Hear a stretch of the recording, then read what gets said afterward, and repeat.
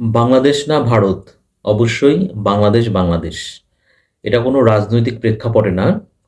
আপনারা সবাই জানেন যুব এশিয়া কাপের ফাইনালে মুখোমুখি হবে ২ চিরপ্রতিদ্বন্দ্বী এবং বর্তমান সময়ে সবচেয়ে বেশি যে ২ দেশের মধ্যে উত্তেজনা ছড়াচ্ছে সে ২ টা দেশ, অর্থাৎ বাংলাদেশ এবং ভারত। খুবই স্বাভাবিক ব্যাপার। ২ টা দেশই তারা কিন্তু শিরোপা জিততে মরিয়া হয়ে থাকবে। তবে একজন বাংলাদেশী হিসেবে অবশ্যই আমার চাওয়া থাকবে যুব এশিয়া কাপের ফাইনালে যেন বাংলাদেশ দল চির প্রতিদ্বন্দ্বী প্রতিবেশী দেশ ভারতকে রীতিমতো উড়িয়ে দিয়ে, তারা তো বর্তমান চ্যাম্পিয়ন, সেই শিরোপাটা যেন ধরে রাখে।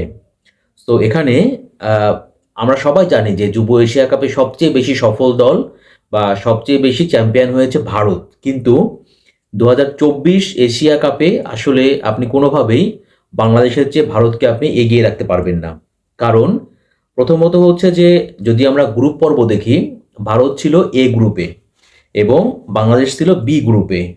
তো ভারত কিন্তু এ গ্রুপ থেকে চ্যাম্পিয়ন হতে পারেনি, তারা কিন্তু রানার্স আপ হয়ে সেমিফাইনালে কোয়ালিফাই করেছিল। তেমনভাবে বাংলাদেশও কিন্তু বি গ্রুপের রানার্স আপ হয়ে তারা সেমিফাইনালে কোয়ালিফাই করেছিল।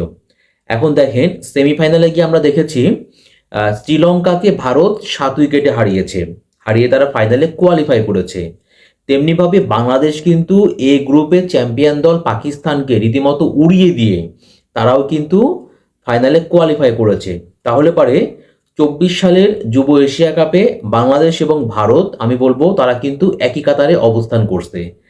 এখন যেহেতু বাংলাদেশ বর্তমানে চ্যাম্পিয়ন দল, তারা শিরোপা জয়ী দল, এই দিক থেকে আত্মবিশ্বাসটা কিন্তু বাংলাদেশের অনেক বেশি থাকবে। এবং তাদের যদি গ্রুপ পর্বের পারফরমেন্স আপনারা দেখেন এবং সেমিফাইনালের পারফরমেন্স আপনারা দেখেন, তাহলে পরে কোনোভাবেই আপনারা বাংলাদেশকে ফেলে দিতে পারবেন না।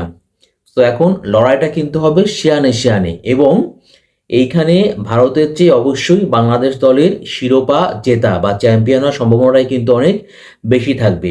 বাংলাদেশের যে দলটা এই যুব এশিয়া কাপে খেলছে, যদি আপনি এখানে তাদের ব্যাটিং বিভাগ দেখেন, বোলিং বিভাগ দেখেন, ফিল্ডিং বিভাগ দেখেন, আমি বলবো যে তারা কিন্তু 3টা বিভাগেই দাপুটে পারফরমেন্স করেছে এবং দাপুটে পারফরমেন্স করেই তারা কিন্তু ফাইনালে কোয়ালিফাই করেছে।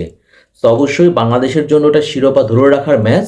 আর এর পাশাপাশি সাম্প্রতিক সময়ে বাংলাদেশ এবং ভারতের মধ্যে একটা মনস্তাত্ত্বিক লড়াই চলছে।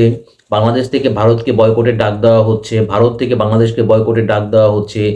এইরকম একটা পরিস্থিতিতে আসলে আমি বলবো যে বয়কটের চাইতেও মাঠের লড়াইয়ে 22 গজের ময়দানে পারফরমেন্স করেই বাংলাদেশ দল ভারতকে পরাজিত করবে এবং পরাজিত করার মধ্যে দিয়ে যুব এশিয়া কাপে আবারও চ্যাম্পিয়ন হবে আমাদের লাল সবুজের বাংলাদেশ।